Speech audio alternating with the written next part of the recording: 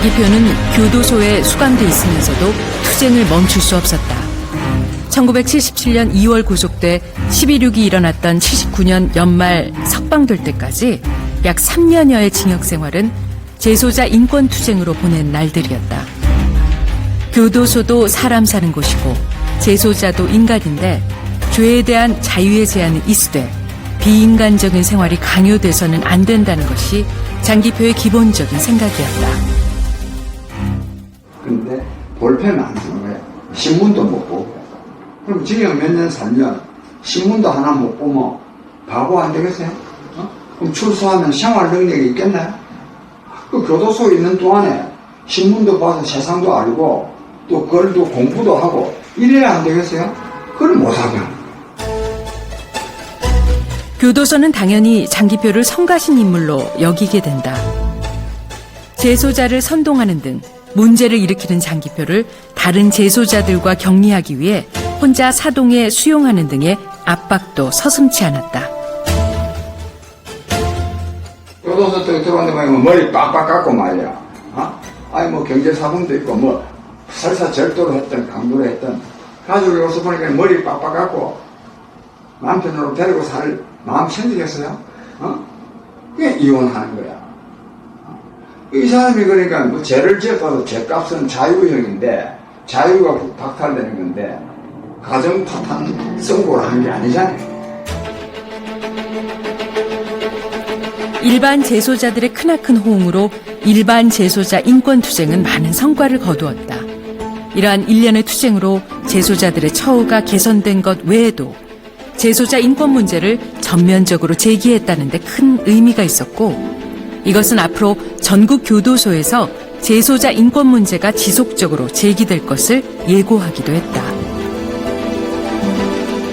장기표는 재소자 처우 개선을 위해 노력하면서 동시에 교도관 처우 개선을 위해서도 노력했다. 교도관들이 정당한 대우를 받지 못하고 정상적으로 근무할 수 없는 한 재소자 또한 정당한 대우를 받을 수 없기 때문이었다. 장기표의 교도소 시절은 전설이 되고 있었다. 내가 이제 교도소에서 이제 열심히 살았거든. 열심히 살았다는 건 열심히 투쟁을 했기 때문에 내가 살았는 교도소에 가면 다 그 교도관들이 나를 알지. 그래서 우리 후배들이 가면 장기표시 아느냐 이렇게 묻는 경우가 많답니다.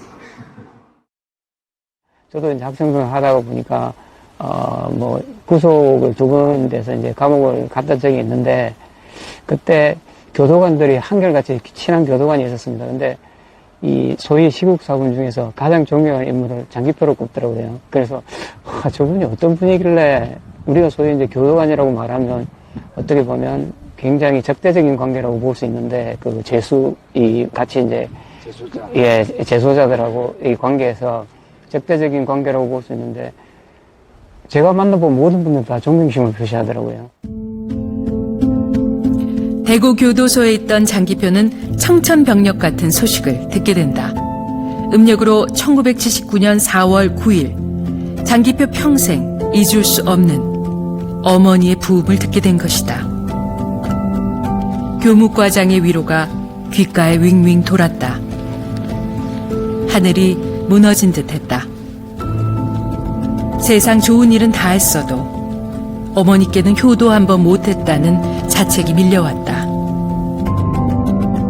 내가 이제 옛날에 구속됐잖아요. 그때는 민주운동 하다가 뭐 구속된 사람들이 많지 않을 때예요. 이 시골에서 구속됐다 그러면 뭐 도둑질 하거나 사람을 죽이거나 이래야 경찰서에 가는 줄 알았거든. 그런 때였기 때문에 요즘처럼 뭐 민주인사 이런 게 없잖아요. 그런 점에서 우리 어머니가 굉장히 걱정을 하셨지. 귀유제도가 없었던 시절이니 장례식도 볼 수 없었다. 서울구치소 시절 죽기 전 막내 아들 얼굴 한번 보시겠다고 매서운 추위에 기차와 버스를 몇 번이나 갈아타시고 면회 오셨던 어머니였다.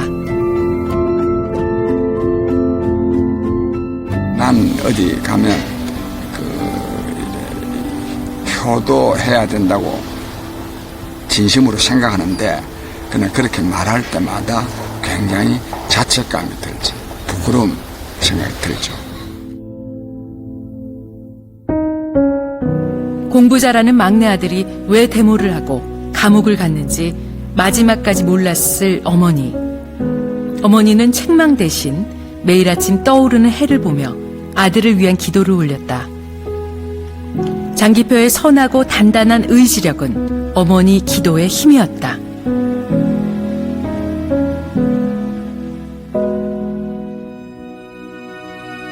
(1978년 10월) 말 장기표는 전주교도소로 이감됐다.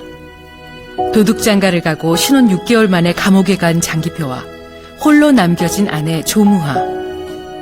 서로에 대한 연민이 깊었던 두 사람은 편지를 통해 부부의 정을 키워나갔다.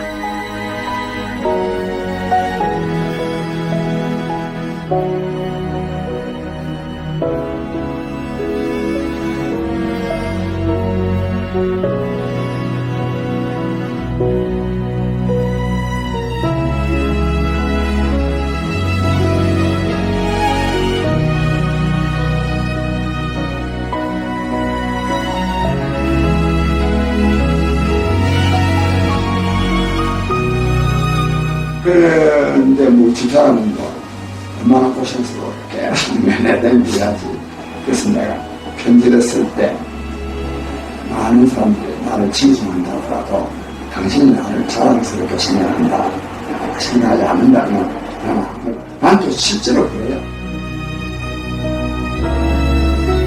다정다감한 성품의 장기표가 감옥에서 아내와 주고받은 정담이라니 오죽했을까.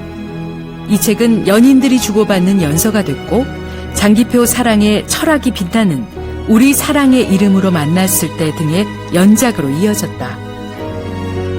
사랑의 전형인 부부사랑을 다루고 있었지만 장기표의 정치 철학을 담고 있었다. 그에게 정치는 사랑의 사회적 실천이자 사회적 실현이기에 정치는 사랑이다라고 장기표는 말한다. 진실로 내 부모와 아내, 자식을 그리고 인간을 사랑한다면 정치를 통해 그들이 인간답게 살 수 있는 사회를 만들어야 한다는 것이다. 내가 이 삶의 좌우명으로서 세 가지 철학을 갖고 있어요. 하나는 몸의 철학, 다른 하나는 노동의 철학, 또 하나는 사랑의 철학. 몸의 철학은 사람의 몸도 우주의 한 부분이자 소우주인 만큼 우주의 섭리와 자연의 법칙대로 몸이 작동할 수 있게 해야 건강하고 행복할 수 있다는 것이고, 노동의 철학은 자신의 활동이 자아 실현의 과정이 되게 해서 보람과 기쁨을 누릴 수 있게 해야 한다는 것이다. 사랑의 철학은 나와 다른 사람의 관계가 사랑의 관계여야 한다는 것인데, 이렇게 돼야 나도 상대방도 다 같이 행복하다는 것이다. 감옥 안 장기표는 조무아의 편지를 통해 세상과 연결됐다. 그냥 저는 그냥 여기서 소식이 계속 들어가서 이 사람한테 용기를 줘야 되겠다, 힘을 줘야 되겠다 싶어갖고 아예 그냥 엽서를 많이 사갖고 그냥 별 얘기 없는 거를 그냥 몇 자 적어서 때마다 보냈어요. 왜냐면 거기에 이제 뭐라 그럴까, 받아서 새 소식이 들어가고 어쩌고 저쩌고 하면서 이제 이게 시간이 흘러야지 된다, 이런 생각이 들어서. 장기표 조무아 부부를 독재 권력이 갈라놓더라도 부부의 하나됨이 결코 중단될 수 없다는 믿음을 굳게 가졌다. 그러한 노력의 하나로 매일 밤 10시에 장기표는 교도소에서, 조무아는 집에서 같은 성경 구절을 읽었다.